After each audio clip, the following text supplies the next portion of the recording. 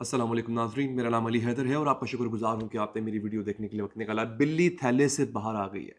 जो खबर मैं आपको देने जा रहा हूँ, ये सुन के आपके रोंगटे खड़े हो जाएंगे। ये सारा कुछ जो किया जा रहा है, ये पूरी गजा की जो बर्बादी मचा दी इन्होंने, मासूम लोगों को मारा इन्होंने, 31,000 फ़लस्तीनी मार दिया इन्होंने 3-4 महीनों में, जिनमें से आधे से ज़्यादा छोटे बच्चे हैं। नाज़रीन, ये सब कुछ एक हाउसिंग सोसाइटी बनाने के लिए किया जा रहा है। आप सोच सकते हैं ये लोग कितने कोल्ड ब्लडेड हैं, इन लोगों का खून कितना सफेद है, ये लोग कितने जालिम हैं। इसके पीछे जो प्लान है वो है water front housing society.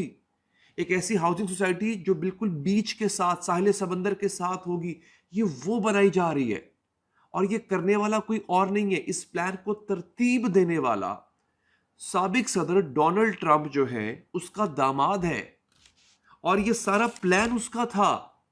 Israel के साथ मिलके इस प्लान को एग्जीक्यूट किया गया। गजा को खाली करवाया जाएगा, खास तौर पे जो वाटर फ्रंट वाला एरिया है उसे खाली करवाया जा रहा है। ये सारी मार धाड़, ये पूरा ऑपरेशन, ये सारा कुछ इसके पीछे जो वजह है वो ये है। और इसका ये मैं आपको खबर खाली नहीं दे रहा हूं, उस आदमी का अपना बयान है। एक इंटरव्यू में जैरेड कुशनर, इस आदमी का नाम है, ये डोनाल्ड ट्रंप का दामाद है। बेसिकली ये आदमी एक प्रॉपर्टी डीलर था। इससे जो डोनाल्ड ट्रंप की बेटी है आइवांका ट्रंप, उसके साथ इसका जो है वो एक माशका चला और उसने उसको फिर प्रपोज किया, दोनों की शादी हो गई। जैरेड कुशनर अभी भी रियल स्टेट का ही काम करता है। इसका जो पुराना काम था प्रॉपर्टी डीलिंग का, ये वही करता है। इस आदमी ने पूरा प्लान तरतीब दिया। इसने कहा कि जो गजा का साहिली इलाका है वो बेहतरीन है, उसका उसकी आबो हवा, उसकी लोकेशन, हर तरह से एक बेहतरीन हाउसिंग सोसाइटी के लिए। लिहाजा वो बनाने के लिए जो है ये सारा खेल रचाया गया। उस आदमी के जो अल्फाज हैं वो मैं आपको सुनाता हूं, एग्जैक्टली उस आदमी ने क्या कहा ये मैं आपको बताता हूं। इसके साथ नाज़रीन, शाम पे हमला किया इसराइल ने और शामियों ने वो धोया है, जिसे कहते हैं ना कि धोबी फटका लगाना। शामियों ने, अब देखिए, यमनी, ईरान, इसराइल के साथ जो बॉर्डर लगता है लबनान का, वो और हमास, ये तो लड़ ही रहे थे ना। शामी बेचारे कमजोर थे। मैंने आपसे कल क्या बात की थी, मैंने कहा था कि रूस पे हमला हुआ है, ठीक है जी। रूस पे जो हमला हुआ है उसके बाद रूस चुप नहीं बैठेगा। रूस को यह पता है कि इसराइल ने हमला करवाया है। रूस की मौजूदगी, रूस की प्रेजेंस शाम में है। अब रूस रूस से तो मिसाइल नहीं थकेगा ना, वो शाम से हमला करेगा इसराइल पे। तो अब शाम ने धोना शुरू कर दिया। नाम नहीं आएगा। देखिए, अब बशारुल असद जो है उसके पास तो इतनी ताकत नहीं है ना।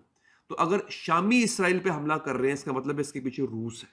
तो उन्होंने वह हमला किया है वो। दूसरा नाजरीन, ईरान की जो ड्रोन टेक्नोलॉजी है उसकी डिमांड पूरी दुनिया में बढ़ गई है। पूरी दुनिया में इस वक्त ऑर्डर आ रहे हैं ईरान को। हमें लगा था ईरान की जो मईशत है वो ख़त्म हो चुकी है। ईरान पे अमेरिका ने इतने सालों से पाबंदियां लगाई हुई हैं, ईरानी जो है ना वो कहीं की नहीं रहे। लेकिन ईरान ने वापस अपना लोहा मनवाया है। चाइना के साथ वो ट्रेड कर रहा है, रशिया के साथ वो ट्रेड कर रहा है।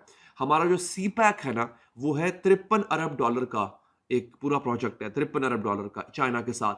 लेकिन चाइना के साथ जो ईरान का मुआहदा है वो $400 अरब का मुआहदा है। तो ईरान जो है इस वक्त इस्लामी दुनिया के अंदर एक मजबूत मुल्क बन चुका हुआ है। अब हुआ क्या है, गजा के जंग में ईरान के जो ड्रोन इस्तेमाल हुए हैं ना, उन ड्रोन्स की इतनी धूम मच गई है कि पूरी दुनिया के खरीदार आके वो ड्रोन्स खरीद रहे हैं। ममालिक जो है, जंगी ड्रोन जो है, इसके बारे में भी आपको बताऊंगा। आगाज करते हैं दोस्तों डोनाल्ड ट्रंप के दामाद से, जैरेड कुशनर के इस बयान से। ये जैरेड कुशनर जनाब, इसकी तस्वीर भी आप देख रहे हैं मुसलसल। ये आदमी हार्वर्ड यूनिवर्सिटी के जो एक फैकल्टी है, एक इदारा है, वहां बैठा हुआ था। हार्वर्ड यूनिवर्सिटी का पता है ना आपको, मिडिल ईस्ट इनिशिएटिव फैकल्टी, वहां बैठा हुआ था।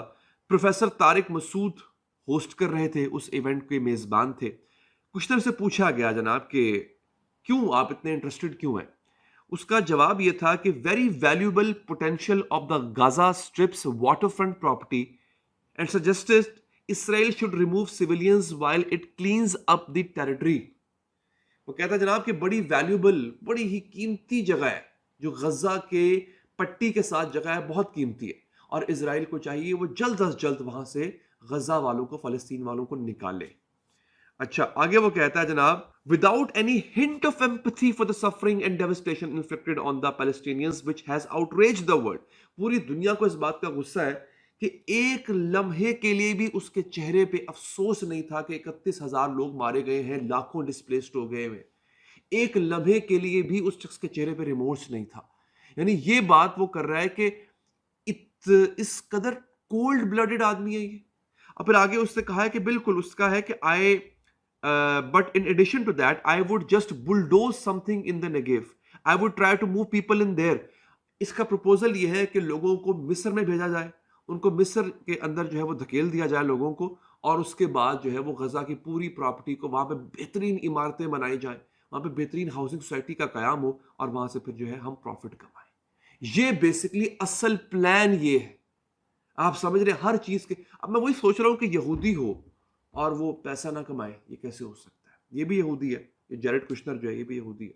तो ये जो बेसिकली इनका प्लान था, इसके पीछे इकोनॉमी इन्वॉल्व है और बहुत बड़े पैमाने पे इन्वॉल्व है।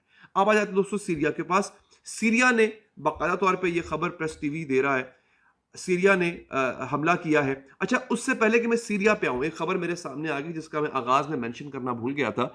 इराक ने जो इजरायली रेजिस्टेंस फोर्स जो है, इराक की आर्मी नहीं, इराक के अंदर एक मलेशिया पाई जाती है, उन्होंने इसराइल की जो मिलिट्री मिनिस्ट्री है यानी वजारत दिफा, उसके हेड ऑफिस पे हमला कर दिया है। ये एक बहुत बड़ी खबर है। ड्रोन अटैक किया गया है और ये बहुत बड़ी खबर है दोस्तों। और उन्होंने बाकायदा तौर पे अपनी स्टेटमेंट भी जारी कर दी है। उन्होंने कहा जनाब कि हमने ये हमला किया है और आज से मजीद हमले हम आगे भी करते रहेंगे। ये इन्होंने नाजरीन 24 मार्च को ये हमला किया नाजरीन, और ये इनका हेडक्वार्टर पे हमला है जो कि बहुत बड़ा, अब तक का बहुत बड़ा हमला तस्वुर किया जा रहा है। इराकियों ने हमला करना शुरू कर दिया है, शामियों ने हमला करना शुरू कर दिया। उसकी खबर भी मैं आपको दे रहा हूं कि शामियों के पीछे इस वक्त क्या है? रूस है।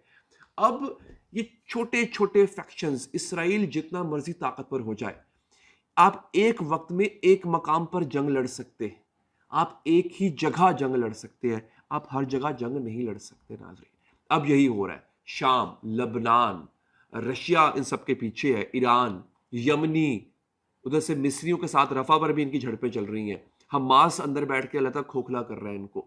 तो ये हमले इनके चल रहे हैं।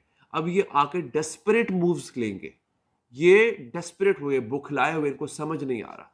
और असल मकसद क्या था इस पूरी गेम का, वो मैंने आपको बता दिया। आप लोग अपना बहुत ख्याल रखिए नाजरीन, अल्लाह ने के बाद।